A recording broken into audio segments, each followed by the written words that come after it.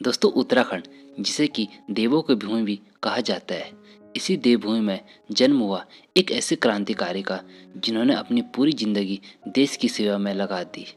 हम बात करने जा रहे हैं अमर शहीद श्रीदेव सुमन की, जो कि उत्तराखंड के इतिहास के प्रमुख क्रांतिकारियों में से एक थे। श्रीदेव सुमन का जन्म 25 मई 1916 को टिहरी गढ़वाल के जौल गांव में हुआ था। इनकी माता का नाम श्रीमती तारा देवी और पिता का नाम श्री हरिराम बडौनी था। श्रीदेव सुमन की प्रारंभिक शिक्षा टिहरी गढ़वाल में हुई। बचपन से ही देश के लिए कुछ करने का जुनून इनके सिर पर सवार था। जिस उम्र में बच्चों को खेलने कूदने से फुर्सत नहीं होती, उस उम्र में श्रीदेव सुमन सत्याग्रह में कूद पड़े थे। महज 14 साल की उम्र में ही आंदोलन में भाग लेना शुरू कर लिया था। मिडिल शिक्षा पूरी करने के बाद सन 1932 में श्रीदेव सुमन ने देहरादून में अध्यापक बने। वे चाहते तो आराम से अपनी जिंदगी जी सकते थे, पर उन्हें देश के लिए कुछ करना था।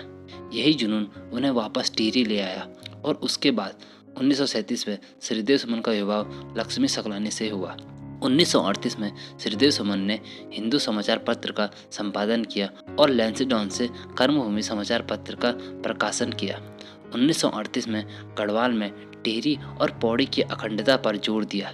श्रीनगर में हुए एक सम्मेलन में इन्होंने टिहरी कांग्रेस का प्रतिनिधित्व किया। इसके बाद 1939 में टिहरी में प्रजामंडल की स्थापना करवाई। अपने दमदार भाषण और सक्रिय क्रांतिकारी होने के कारण इन्हें टिहरी में गिरफ्तार कर लिया गया और इन पर देशद्रोह का मुकदमा चलाया। जेल से रिहा होने के बाद ये पुनः भारत छोड़ो आंदोलन में शामिल हो गए, जिसके कारण श्रीदेव सुमन को देहरादून में गिरफ्तार कर लिया गया। 3 मई 1944 को जेल कर्मियों के दुर्व्यवहार के कारण सुमन जी ने आमरण अनशन शुरू कर दिया और फिर 25 जुलाई 1944 को 84 दिन के अनशन के बाद सुमन जी महज 28 साल में शहीद हो गए।